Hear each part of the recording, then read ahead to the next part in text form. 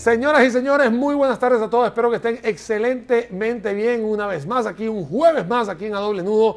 Este humilde servidor, Daniel Suchar Sommer, muy feliz y muy contento porque esta fue una semana, sí, vamos a decirlo así, una semana de cumpleaños, así que la verdad que la pasé muy bien. La semana pasada le tocó al señor Otto Guevara, que me acompaña aquí. Usted tuvo la semana pasada, a mí me tocó esta semana. A vos se tocó el lunes. Saludos a todos ustedes y muchas gracias por su lealtad, por estar conectados en este programa de A Doble Nudo. Un nudo siendo Daniel, el otro nudo siendo yo. Y bueno, este programa lo estamos pasando por la página oficial de Facebook de Daniel, la página oficial mía, la página de A Doble Nudo. También lo pueden escuchar en podcast y también lo pueden ver hoy mismo. Bueno, en estos momentos está transmitiendo en vivo en 2 televisoras y el sábado y domingo se transmite en más o menos unas 26 cableras. El tema de hoy, Daniel, luego de las... y Apple Music.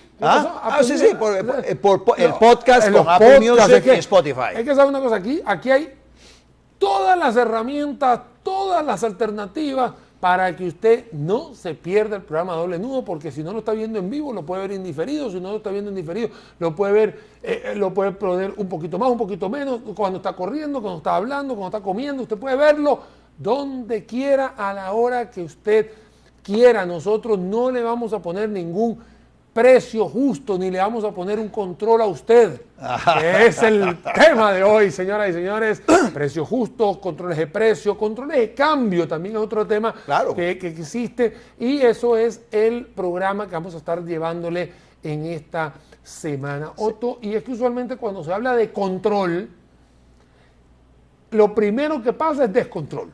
Porque lo que todo el mundo quiere controlar, lo que termina es teniendo un desorden y empieza a haber otras aristas que se van haciendo, ya sea subterráneas o terráneas, digámoslo así, y se van haciendo. La tentación de controlar los precios siempre es muy fuerte. O sea, hay sectores de la población que claman porque se controlen los precios. ¿A quién se lo claman? A la clase política, a quien detenta el poder, para que el comerciante, el productor, el dueño de una casa no cobre más de el precio que se fije, el precio que se controle. Entonces hay presión de consumidores, usuarios, para que los precios se los definan y se los marquen, los regulen, los controlen, porque sienten que con el precio regulado van a estar mejor los consumidores. Ese es el tema. ¿Es eso cierto? Mira, y te voy a contar otra cosa, Otto, de que cuando hablamos de control de cambio, por ejemplo, que es el tema de cuando tú controlas el tipo de cambio, es otro de los precios que existen en los mercados, en los cuales hay países que se ha demostrado que cuando los fijas y los controlas, se te descontrola. Mira lo que ha pasado en Venezuela, mira lo que ha pasado en Argentina, lo que pasó en México hace muchísimos años. Son temas, e incluso en Brasil, cuando tú, por dártelas de el superhéroe, de que no se va a devaluar, de que vas a tener un control de todas las importaciones, que vas a poder planificar todo eso, al final es algo artificial, porque lo estás sosteniendo con algo que no es real. Esto lo quiero sumar a lo que estamos diciendo. Pero no, es muy importante porque quien no conoce la historia está condenado a repetirla. Por supuesto. En Costa Rica tuvimos a nivel del tipo de cambio, lo tuvimos fijado por ley. No era Banco Central, era por ley. Peor aún. Era una ley la que establecía que eran 8.8 colones con 60 centavos por dólar. Fijado por ley. Y la única manera de modificarlo era por ley. Ve la locura. Vino el gobierno de Carazo y entonces obviamente se empezó a dar a un mercado paralelo donde el colón tenía en el mercado paralelo un valor de mercado, no regulado por ley, y eso es lo que nos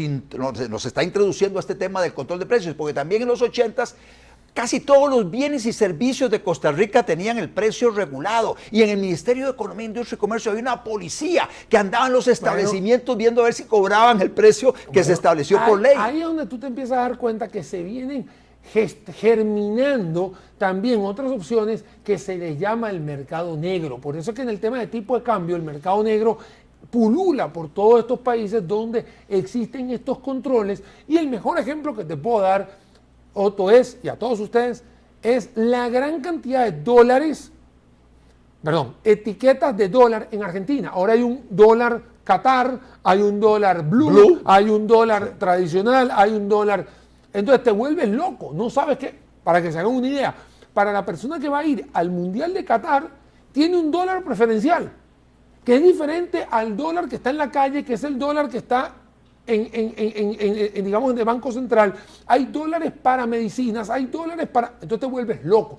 Y el país se entra en una desesperación porque no sabes qué es lo que está sucediendo. Cuando erradicas todo eso, cuando abres el mercado y cuando tú le dices, hey, el tipo de cambio, estoy hablando de Argentina, pasó de 1 a 1 con caja de conversión y lo liberaron y de repente se fue a 3 a 1, claro, todo el mundo dijo, esto, bueno, se fue al precipicio. No, no es que se fue al precipicio, es que te acaban de demostrar la realidad. La realidad es que tus bases monetarias, tanto de, en ese caso, pesos argentinos, pero puede ser colón costarricense, como puede ser cualquiera, no están sujetos a lo que está del otro lado de la acera, que son los dólares. Si tú estás poniendo un precio máximo, estás poniendo un precio fijo, ¿del qué? Del detergente, del champú, del jabón, del azúcar, del arroz, alguien está ganando plata por ahí, pero hay una distorsión en el mercado, porque muchas veces se saca incluso provecho en otros mercados de cuando tienes tipos de cambios fijos, cuando tienes productos fijos, cuando tienes eso controlado. Y vuelvo a repetir otro, tanto control lo que hace es descontrolar. Es descontrolar y generar muchas veces escasez, que es lo que sucedió en Cuba, sucedió ahora recientemente en Venezuela, cuando el gobernante dice, no, qué barbaridad que se le esté cobrando a los consumidores tanto por los diferentes bienes y los diferentes bienes que se venden en los supermercados. Es una barbaridad y entonces vamos a fijar los precios, y cuando los precios se fijan muy bajos, y el productor dice, mire, con ese precio yo no cubro mis costos de producción más la utilidad. ¿Y sabe qué? Chao, chao. Dejo de producir para vender en el mercado formal y dejo mi producción, me salgo de la formalidad y vendo en el mercado informal a precios generalmente más altos. Bueno, te voy a contar otro y les voy a contar a todos ustedes este ejemplo. Cuando yo tuve la oportunidad de empezar a trabajar ya luego de graduado de la universidad, estuve en una empresa transnacional que dentro de su portafolio tenía una cosa que se llamaba, era un nuevo detergente, era desodorizante, algo así, ¿no? Okay, está bien. Entonces, ese producto entró, mientras yo estaba en esa empresa, estaba normal y de repente, ¡pum!, le metieron un precio fijo. El precio que fijaron estaba por debajo del costo de producción, y el producto se producía en Venezuela, porque a veces uno dice, me están poniendo un costo, un precio fijo a algo que es importado, entonces como tú puedes buscar otra alternativa, pero aquí estabas hablando de algo que está producido aquí, que le daba empleo a gente en producción aquí.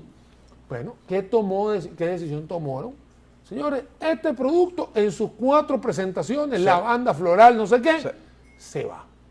Obviamente, mira todo esto, se dejó de facturar, los vendedores ganaban menos comisión, las personas que estaban en la línea de producción ya no estaban, porque ya no puedes producir, no se le compraba etiqueta, ni tapa, ni plástico al proveedor de estas 3 cosas. Después, como eso era agua, más un poquito de ingrediente secreto, obviamente, el ingrediente secreto tampoco se le compraba, no se compraba. Entonces, ¿quién terminó teniendo el problema? El problema, en vez de agarrar y decir, ay sí, les pusimos un precio al detergente, qué bonito, máximo, y a eso todo el mundo iba a estar feliz, al final, ¿qué haces tú con un precio controlado si no hay producto? Sí, y luego tener la insatisfacción en ese caso de ese consumidor que quería ese producto, lo estaba pagando, y cuando el precio que se fija es inferior al al costo de producción, pues la consecuencia lógica es que no se produce ese producto. Esa es una parte, pero esas son las consecuencias. Claro. Otra de las consecuencias tiene que ver con, por ejemplo, los precios fijos en alquileres. Y el caso de Nueva York es muy claro. Dice, bueno, quien alquila un apartamento no puede cobrar más de tanto. No, entonces, ¿qué es lo que sucede en aquellos lugares donde está el precio del alquiler fijado? Bueno, hay menos construcción de apartamentos y casas para alquilar. Dos, si dependiendo del tipo, de donde esté fijado ese precio de renta, del alquiler, ni siquiera hay dinero para meterle al mantenimiento del edificio. Entonces los edificios se deterioran. Y entonces al deteriorarse, bueno, se va cobrando menos y menos y menos y terminan zonas totalmente abandonadas, como se demostró en ciertas partes de Mira, Nueva York. Te voy a contar, ¿tú te acuerdas? Y aquí todos los que nos están escuchando a esta hora de la tarde, ¿no? ¿Se acuerdan de aquel fulano expropiese aquí, expropiese allá y expropiese por todos lados? Era muy bonito, era un canto de sirena espectacular. Le estabas agarrando algo que ya servía, quitabas al dueño o quitabas a los líderes o los directivos o los gerentes y le estabas dando eso al pueblo, ¿no? Y entonces obviamente saca pecho, se lo doy al pueblo. Ok, perfecto. Cuando se dan cuenta y agarran la producción de pañales, ¿no? En aquel momento que tenía un precio fijo, después de que agarran todo esto, te explota la realidad. Porque hasta incluso los que agarraron la planta, le dijeron a aquel gobernante, hey, pero nosotros no podemos, no podemos operar porque no pagamos los salarios de nosotros. Entonces ahí es donde yo digo, Otto, que a veces, si bien puede ser muy loable, muy bonito, muy charm al oído, la gente al final se da cuenta que es contraproducente. Estas personalidades que terminaron agarrando estas plantas de producción, ya sea de detergentes, de pañales, de jamón, de lo que tú quieras, claro, se rieron porque votaron a los otros. Y al cabo de los 6 meses se empezaron a dar cuenta que los números no servían. Entonces aquí viene otra parte que es aún peor. Para mantener esa fiesta necesitas un subsidio. ¿Y de dónde sacan el subsidio, Otto? Vía impuestos, vía impuestos se lo quitan a la gente o vía emisión monetaria también. Entonces se da una inflación y un empobrecimiento masivo de toda la población. Ahí está, ¿no? Entonces, aquí voy a la cámara principal. Vean, señores. Cuando usted ve ese control, todo lo que estamos hablando son ejemplos que han sucedido cuando vemos este tema de controles. Entonces, cuando esta planta votaron a la gente y agarraron los mismos empleados la planta, cuando fueron a facturar, se dieron cuenta que no podían facturar. Le dijeron al presidente, hey, necesito que nos ayudes. Y el presidente dijo, claro, yo te mando subsidio. Con muchísimo gusto. Yo te doy el subsidio. ¿Ese subsidio de dónde sale? Bueno, tiene que pagarlo alguien. No hay almuerzo gratis. No hay almuerzo gratis. El subsidio, el maná no cae del cielo. Entonces, usted quiere un tipo de cambio fijo. Alguien tiene que subsidiar mantener eso ahí. Usted quiere un alquiler fijo, usted quiere tener tarifas profesionales fijas, alguien tiene que pagar eso. O va a haber mercado secundario, mercado terciario, black market, y se distorsiona todo, Otto. ¿Y quién termina, embarrialado? El propio consumidor, que creía algo muy bueno y al final no le sirve. Y acá, agarrando este ejemplo que tú me estás diciendo del alquiler, puedes tener un alquiler muy barato, perfecto, pero no eres capaz de ir a vivir en un chiquero. Varias veces en la Asamblea Legislativa se han presentado iniciativas para controlar el precio de los alquileres, para que los dueños de estas propiedades no puedan cobrar más de X cantidad de dinero por este. Las veces que he estado en la Asamblea Legislativa o cercano a diputados en la Asamblea Legislativa, les he hecho ver que cuidado, caen en la trampa de apoyar una ley en esas condiciones, porque lo que va a generar, uno, es que menos personas estén dispuestas a construir para alquilar o para vender, o sea, construir casas o construir infraestructura inmobiliaria donde la gente pueda vivir. Porque si la rentabilidad es baja, entonces no va a haber inversión allá. Entonces, lo que queda ante una población que va aumentando, va a haber una gran presión para que los precios de eso suban, a pesar de que está regulado, que el precio suba. Y entonces también se empieza a dar una situación que se demostró ya en los 80s con todos los precios controlados, y es que una vez que salen del mercado muchos actores que quieren ofrecer un determinado bien y servicio, quedan unos pocos ahí medio aguantándose porque recibieron un subsidio o porque tenían algunos recursos para sostenerse un poco, luego viene la presión a decir, bueno, no, metimos la pata, vamos a compensar, y entonces viene un incremento en los precios. Y entonces es interesante, porque un estudio a finales de los 80 de Costa Rica determinó que todos los productos que tenían el precio controlado tenían un precio muy superior al precio que se podría obtener de mercado. Ve qué interesante. Porque es que eso pasa porque la gente al principio cae en el anzuelo, Otto. Porque yo te voy a decir una cosa, es muy sabroso. Es muy sabroso que me digan, es que este es el precio, y de ahí no va a subir. Entonces, claro, uno como ciudadano dice, qué dicha, porque voy a ganar. Pero cuando yo me doy cuenta que empieza el deterioro, que empieza la no inversión, que empieza a faltar productos, o faltar bienes, o servicios, y todo eso, el que termina saliendo perdiendo es uno. Que haya subido lo que me está diciendo, es obvio, es lo que tiene que pasar, porque explota la olla de presión, o sea, ya no hay forma que lo aguante. Porque la gente te lo dice, mira, yo no puedo invertir acá porque si no, ¿para qué? Cuando tú tienes un control de precios, aparte que hay escasez, aparte que hay un problema de producción, hay también un problema de los canales de distribución.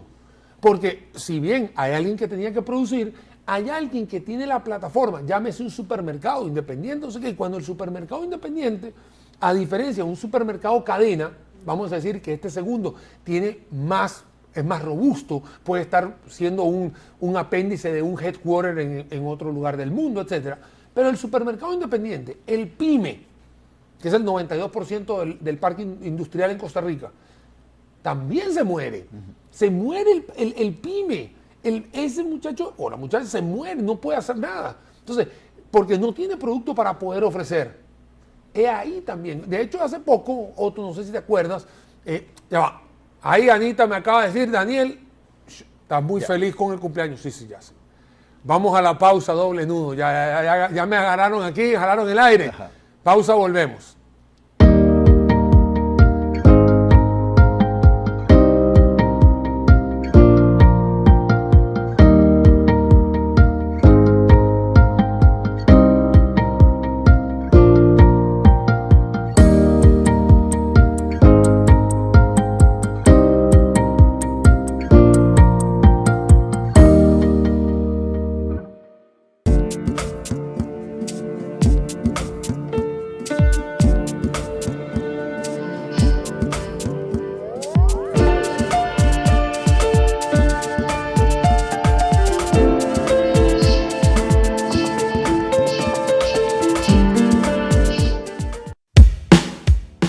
El secreto de Felipe para estar tranquilo es pagar a tiempo su préstamo por medio de nuestra app.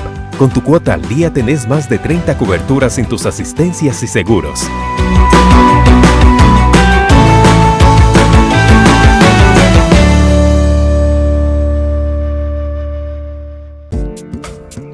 Frase del día.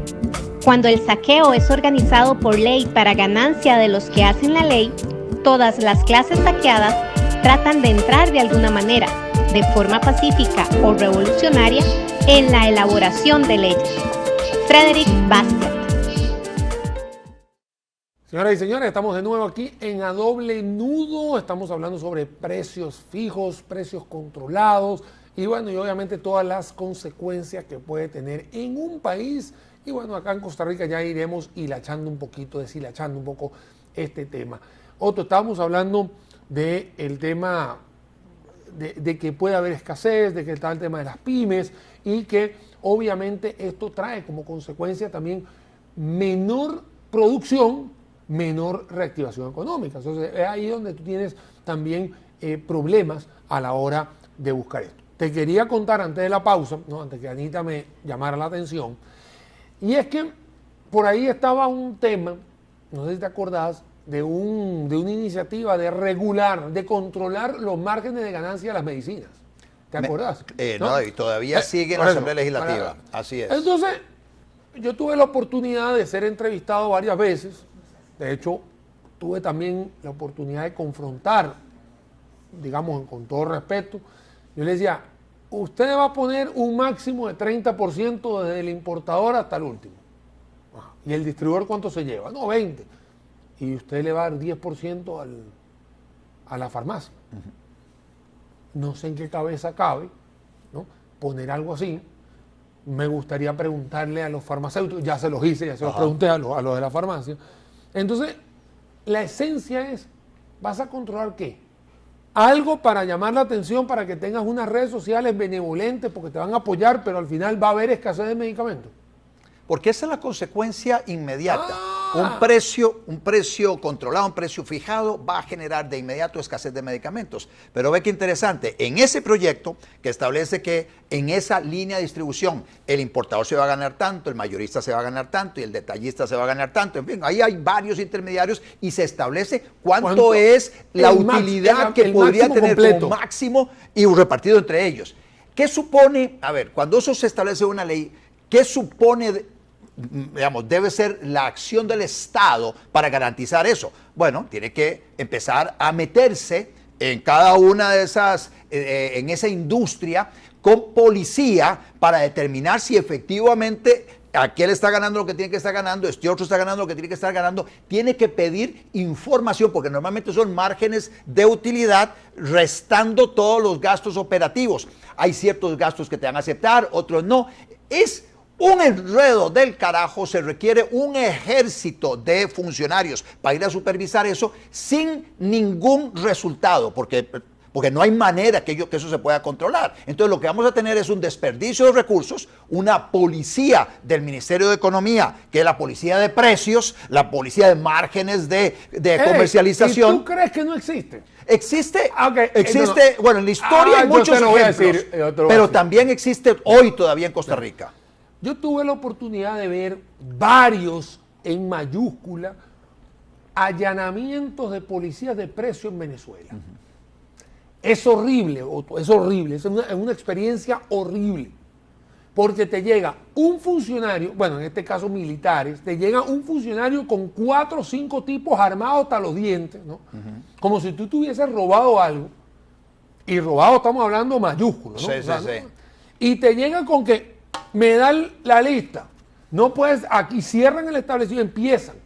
Entonces uno se pone muy nervioso porque dice, mira, ¿sabes una cosa? Yo me aguanto esto una vez, pero en la próxima, tome la llave, caballero, haga usted lo que le da la gana y yo me voy del país. Y esa es una razón por la cual la fuga de capitales, Claro. que es otro problema, la fuga de capitales se fue yendo de Venezuela en la primera década del siglo XXI. Así es. La gente empezó a decir, mira, ¿sabes una cosa? Para que venga yo a tener un problema. A ver, señoras y señores, imagínense que usted esté trabajando y le llegan 5 personas altamente y fuertemente armados a pedirle los libros de contabilidad. A ver, no es cualquiera, yo te lo digo, se me pone el pelo de gallina.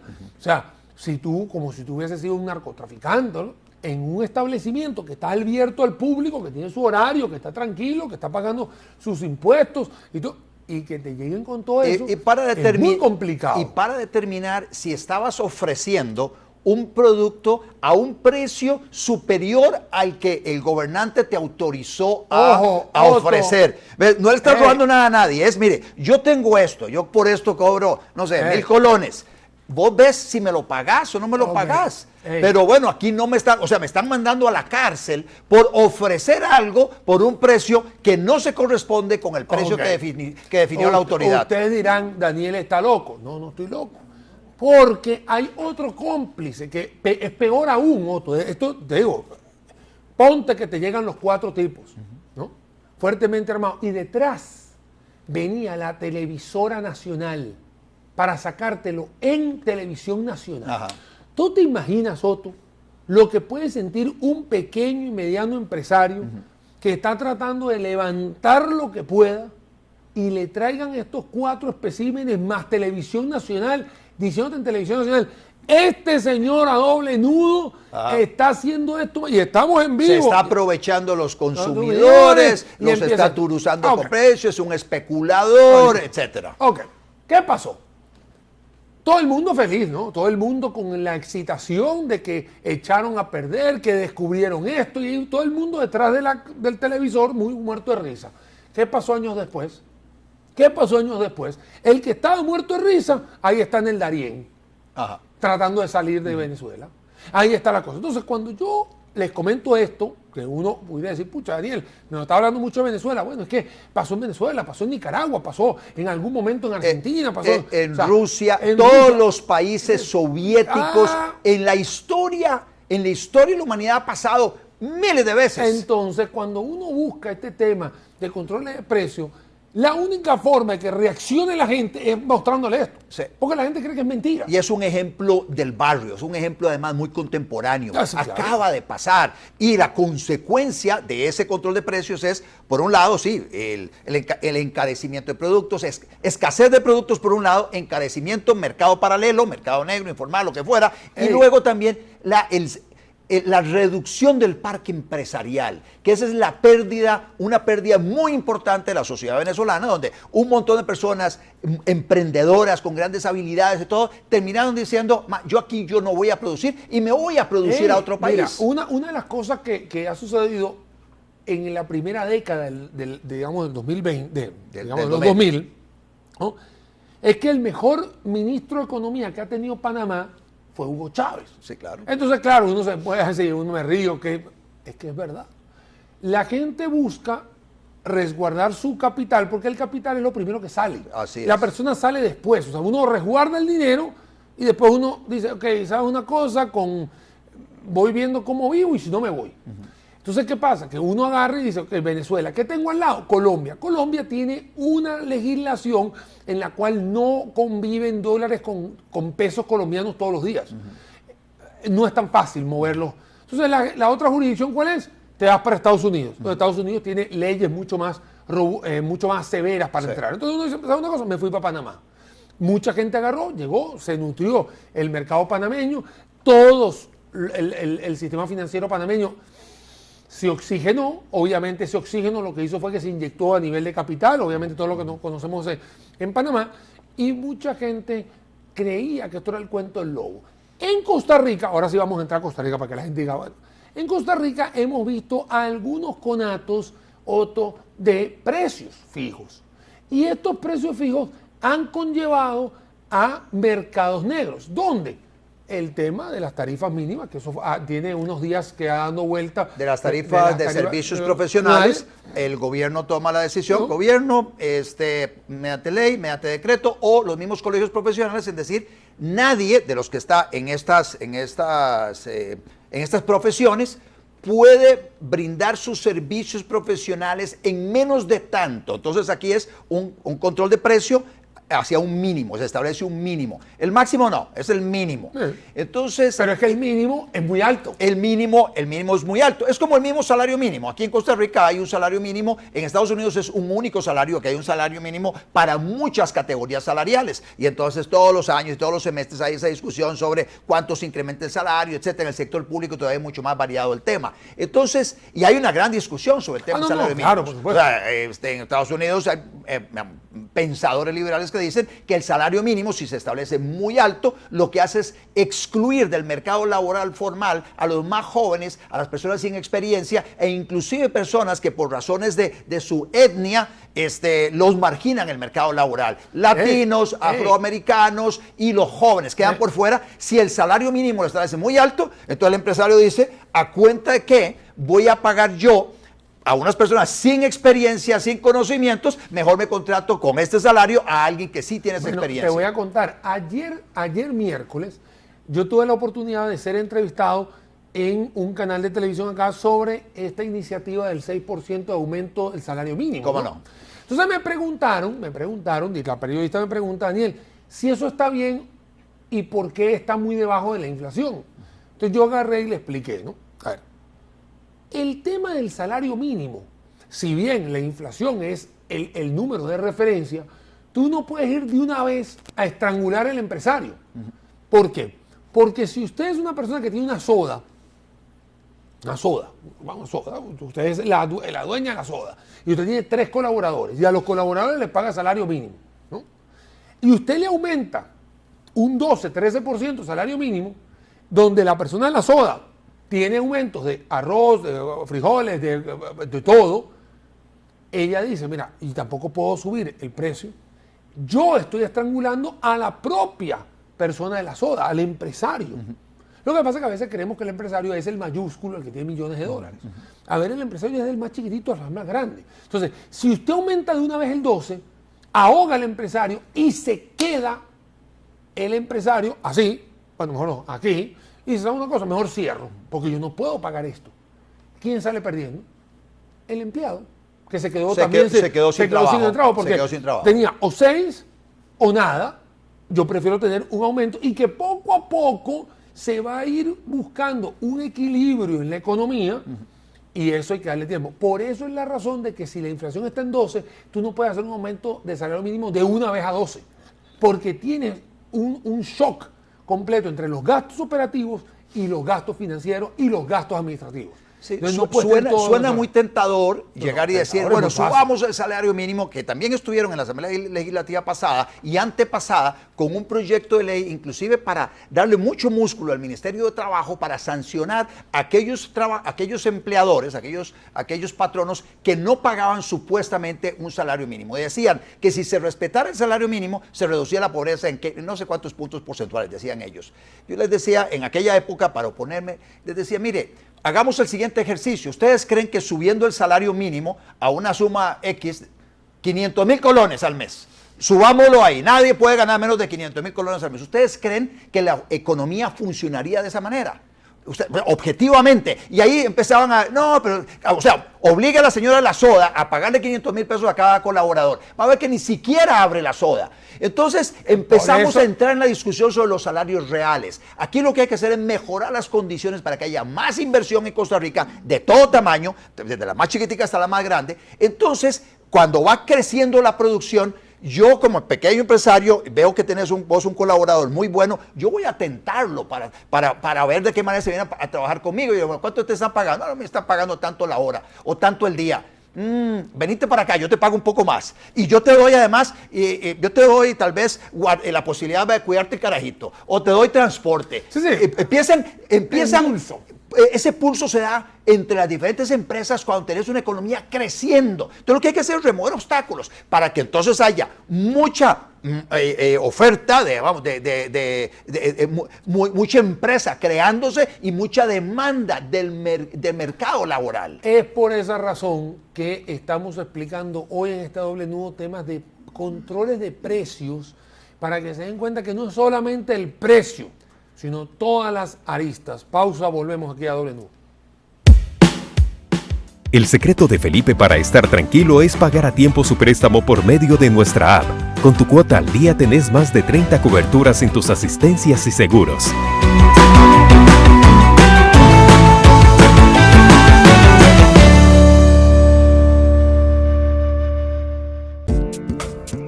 Frase del día. Cuando el saqueo es organizado por ley para ganancia de los que hacen la ley, todas las clases saqueadas tratan de entrar de alguna manera, de forma pacífica o revolucionaria, en la elaboración de leyes. Frederick Bastiat.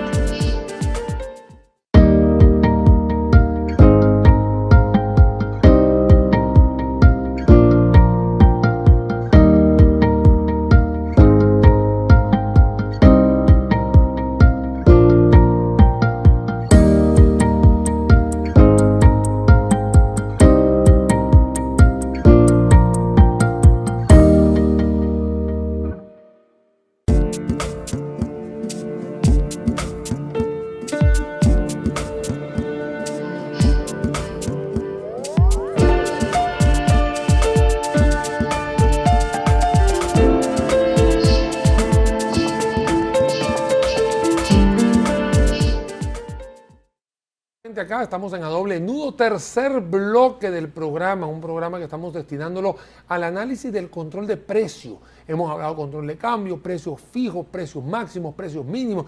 El tema es que el precio sí se controla, si está artificialmente mandado por ley, obviamente en vez de ser un control, lo que va a haber es un descontrol. Y estamos hablando sobre el tema del salario mínimo, en el cual muchas personas, Otto, han amenazado, han dicho, han manifestado, hay diferentes epítetos en los cuales hay muchísima gente que paga menos del salario mínimo.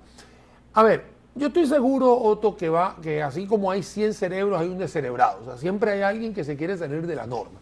Pero el salario mínimo es un salario de referencia para muchas personas.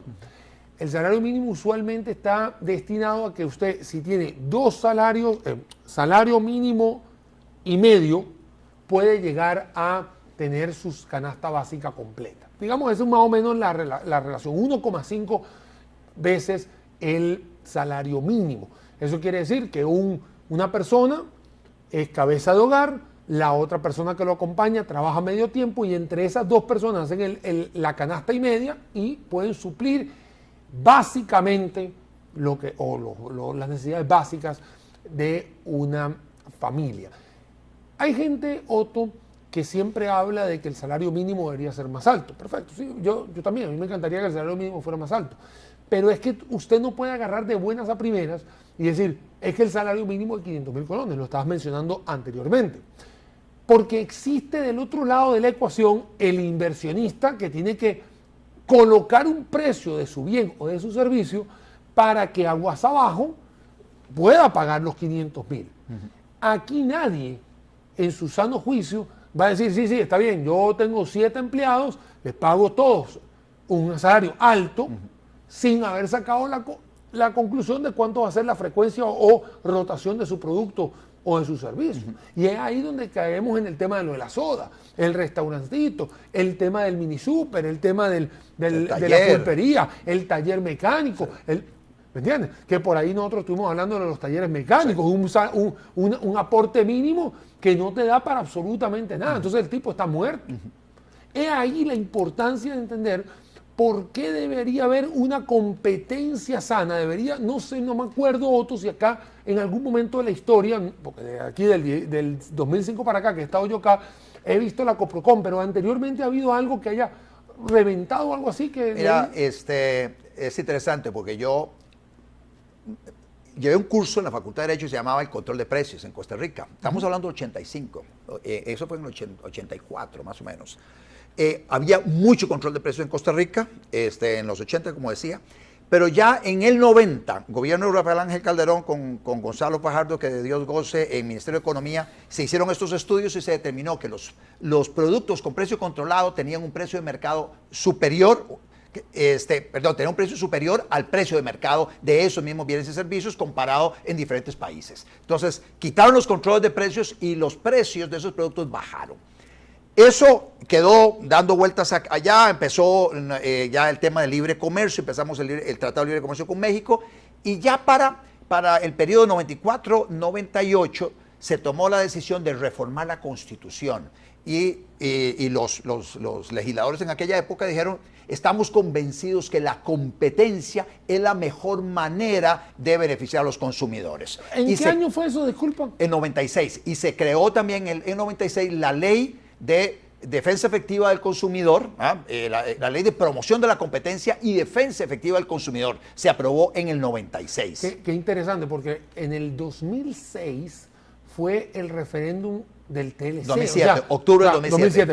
Octubre de 2007, y me llama la atención porque tú me estás hablando de 96, en el 96 ya se había abierto el tema bancario acá en Costa Rica. Empezaba, claro, sí, fue en el 93. 93, las cuentas corrientes. Las cuentas corrientes, ya 96 me dicen esto, o sea, 11 años después TLC, Ajá. que hoy ya cumplió 15 años, que por ahí también estuvo. ¿Cómo no? Yo te voy a decir una cosa, voy a hacer un paréntesis aquí. Yo no entiendo cómo hay todavía gente en contra del TLC. O sea, es que como acabo de cumplir 15 años, Ajá. en la semana pasada y antepasada empecé a ver verbos, más que todo en Twitter, Ajá. diciéndole que aquí había sido peor y que había sido un desastre y que tenemos 15 años.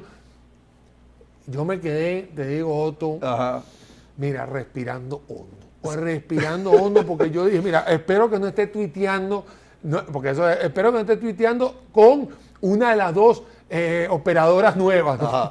de telefonía, ¿no? ¿Okay? Pero bueno, no sé, me parece muy bien. Por eso, pero toda esa discusión de la competencia es algo más reciente en la historia de Costa Rica, porque sí, se reforma la Constitución 96, se aprueba la Ley de Promoción de la Competencia y Defensa Efectiva del Consumidor, pero aún así siguen monopolios del Estado, regulaciones excesivas y algunos controles de precios. Mencionábamos lo de las tarifas de honorarios profesionales, seguían fijadas por ley en aquella época. Pero luego también vino otro que que me parece que es muy oportuno que hagamos un comentario, una reflexión sobre este tema. En la Asamblea Legislativa pasada, así como presionaron por el control de precios de los medicamentos, también presionaron por el control del precio del dinero, de las tasas de interés de los créditos. Mira, y esa sí la lograron aprobar, la de los medicamentos no, pero sí lograron aprobar una ley que le llamaron Ley contra las tasas de interés de usura. Y salieron los dos diputados, David Gurzón y Welmer Ramos, básicamente como los grandes héroes por haber logrado eso. Yo te voy a decir una cosa. Yo tuve la oportunidad... ¿Héroes o villanos? No, villanos para mí de una vez. Sí, y te lo voy a decir así. Yo tuve la oportunidad de estar varias veces en diferentes medios hablando sobre lo nefasto que era esta ley de usura. Porque la ley de usura, si bien tiene algo muy loable, le faltaba un área muy importante que tenía que ver con los cobros judiciales. Entonces, yo le decía, ¿usted quiere poner un precio máximo de la tasa de interés? Hágalo. Pero súmele al cobro judicial, porque si el cobro judicial es expedito, esta tasa de interés no entra en juego, porque al final la tasa de interés es el precio que usted está pagando desde el punto de vista de valor del dinero en la recuperación del mismo cuando usted le presta. Entonces, como no tenían eso, andaban y jode con esto. Entonces, yo tuve la oportunidad incluso de estar en un par de programas con uno de los dos caballeros, ¿no? En los cuales me parece a mí que no había argumento de parte de ellos, más allá de que va a mejorar el bolsillo de los costarricenses. Yo les decía, mira, ¿sabes una cosa? No te va a mejorar nada porque la necesidad de crédito, de financiamiento siempre existe. Y si no lo consigues en la parte legal o la parte formal, vamos a decir formal, sí, no legal, sí. Formal, lo vas a ir a buscar en el mercado secundario, el mercado negro, el mercado como tú le quieras llamar. De hecho, incluso se generó y se germinó incluso hasta más xenofobia porque también se le atañe ese mercado a un par de nacionalidades, como también pasa en Costa Rica. Pero bueno, volviendo al tema de las tasas de usura, yo le decía, señoras y señores, primero, hoy en día en Costa Rica tenemos tasas de intereses bastante benevolentes a, obviamente, lo que puede ser una tarjeta de crédito. Eso es mentira, me decía. A ver, ¿cuánto es lo de la casa? Y así sucesivamente. El de tarjeta de crédito, que obviamente es un préstamo que te dan y que no está soportado por absolutamente nada, porque usted con la tarjeta de crédito se compra una camisa y no va a llegar al banco a decirle, deme la camisa, que es diferente a deme una casa. Obviamente la tasa de interés es muy alta, más allá de que hay impagos, hay todo lo que usted quiera. A mí lo que me preocupó no son tanto estos dos señores. Ellos se juran que son héroes, perfecto, cada quien es derecho. A mí lo que me preocupa son los otros 36 que votaron a favor y que después dijeron, bueno, pero yo creía que le íbamos a hacer una enmienda, creo que le íbamos a hacer esto, y entonces empezó lo de la cortesía parlamentaria de esa fulana. Sí. A mí me disculpa, Joto, es nefasto, de verdad, es nefasto. Te está sacando un montón de gente, más de 70,000 personas fueron excluidas. 200,000 personas, según un estudio de su jefe y Banco Central, 200,000 personas excluidas del mercado formal de crédito. Ahí está, entonces tú dices, claro, 70,000 era este año, ¿no? Así es Otto Guevara, que no deja hablar, ¿no? Vamos a una pausa, ya volvemos, tranquilo, ya lo tenemos.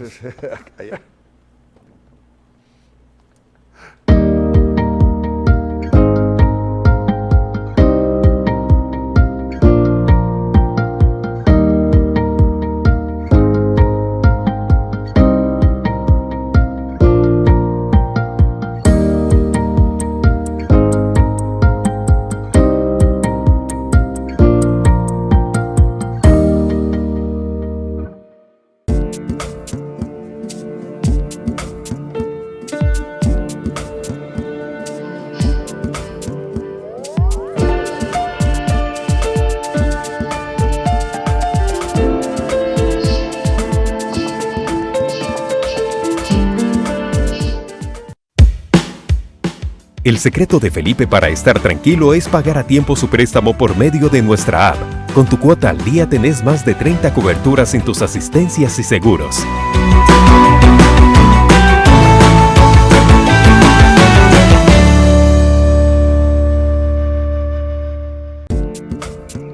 Frase del día.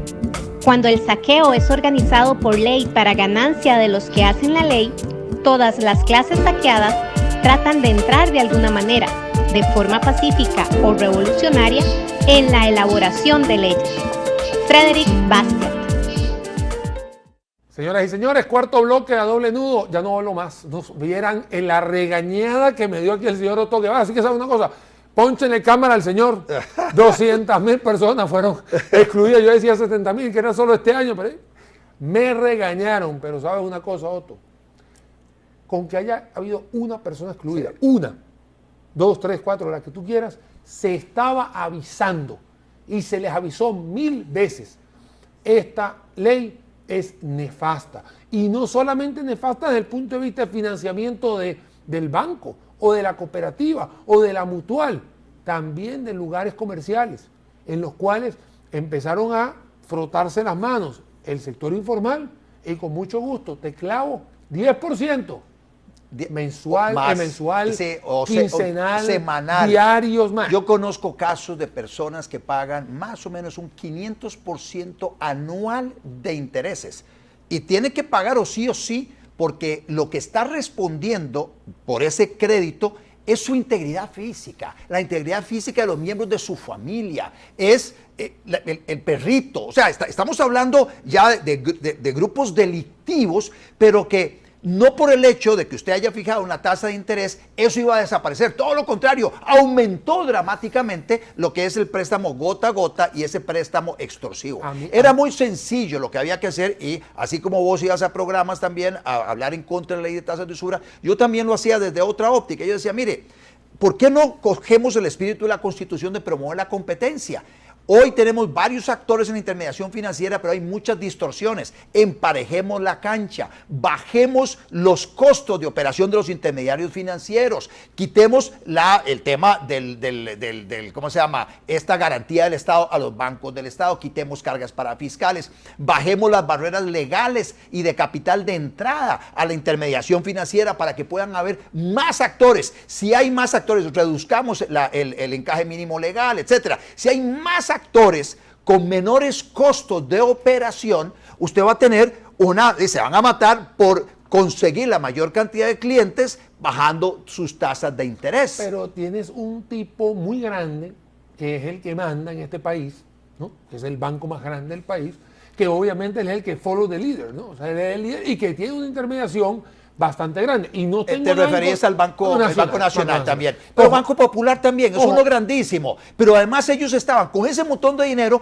en capacidad para meterse en créditos de consumo, pero no lo estaban haciendo. Y ojo, Otto, y no estoy culpando al banco como tal, es simplemente la estructura, que es muy grande, que es muy gruesa, y que eso manda en el mercado. Entonces, cuando usted tiene una persona que le ofrece 9 en el público, va a tener que venir el privado y decirle, yo le doy, sí, le voy a dar un punto más, pero yo le doy agilización, claro, le doy muchas cosas, no hay tanta burocracia, etcétera. Así es. Ok, perfecto. Acá, Otto, también faltó, y yo te digo, yo hice mucho hincapié en esto, poner la parte de cobro judicial, porque los procesos de cobro judicial, vos lo sabes mejor que yo, tardan mucho tiempo. Toda la vida. Entonces mira esto, Otto. Es más, voy a hacerte una pregunta de sí o no. Si yo tengo que ir a cobrar 1.000.000 de colones, ¿cuánto me puede costar a mí el proceso? El proceso de ir a cobrar el 1.000.000 de colones. Solo en honorarios, Sí, solo dame cuánto en es. honorarios se te va a ir casi que en un 20%. O sea, 200.000. Entre honorarios, timbres y todo lo demás como 200.000. Ok, 200.000.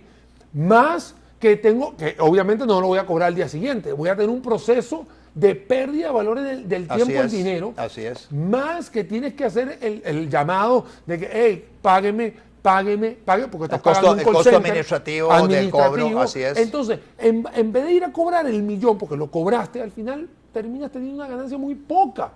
Entonces, ese es el problema, de que mucha gente te dice, ¿sabes una cosa? No vale ni siquiera la pena meterse en esto. Y hay otra gente que también juega con eso, juega con el mínimo, me la juego, me voy a cobro judicial, y en el cobro judicial se archiva está el incobrable, y hay un montón de incobrables. Pero a mí lo que me preocupa, Otto, es la esencia de la definición de un banco. Porque la esencia de la definición de un banco, él agarra y capta dinero ¿de quién? De un Daniel, de un Otto o de un usted. y le promete una rentabilidad en tasa básica pasiva de 6%, por dar un ejemplo, y usa mi dinero para prestárselo a otra persona. El banco no tiene el dinero, el banco simplemente es un intermediario entre captación y colocación. Entonces, si yo tengo que confiar en un banco, yo voy a darle mi plata y yo necesito que esa plata se reintegre. Entonces, si yo empiezo a tener un banco con mucho incobrable, el incobrable era mi plata que prestaron, no era plata del banco. Y es ahí donde yo le decía a estos señores, tengan cuidado porque no es la plata del banco, no es la plata de la financiera, no es la plata de la cooperativa, porque tú sabes que hay cooperativas que son financieras, no es la plata de ellos. En el caso de las cooperativas son los miembros, no los asociados. Bueno, ahí está otro. Bueno, hay que tener cuidado con eso. Esa es una consecuencia del control de precios. O sea, la ley de usura generó exclusión financiera y que mucha gente terminara en manos de organizaciones delictivas que están prestando dinero a tasas de interés del 500% anual y donde la integridad física de las personas es lo que está respondiendo por esos créditos. Y eso no es bueno para una sociedad y por eso hay que revertirlo. Esa ley debería derogarse. Yo espero que en algún momento los diputados entren en razón y empiecen a hacer las modificaciones correspondientes. Hay otros precios controlados que muchas veces los pasamos por alto, pero así como mencionamos lo de la cadena de comercialización con medicamentos y todo, que es la pretensión que se tenía, en Costa Rica, en el caso de arroz, de café y de azúcar, existen también precios amarrados para lo que se le paga al productor, al industrial, al mayorista y al detallista. Y entonces hay porcentajes y usted tiene unas entidades públicas que determinan que si se está cobrando lo que hay que cobrarse, etcétera. Una cosa complicadísima, e inclusive violentando el derecho de propiedad, porque en café, por ejemplo, no sé si vos lo sabías, los 70,000 productores de café de Costa Rica no son dueños de su café. Ellos no pueden agarrar el café y decirle, ¿sabe qué? Se lo voy a vender a Víctor, se lo voy a vender a Daniel. Daniel, pongámonos de acuerdo. Mira, yo tengo esta cantidad de producción de café, se lo quiero vender y se lo vendo en firme.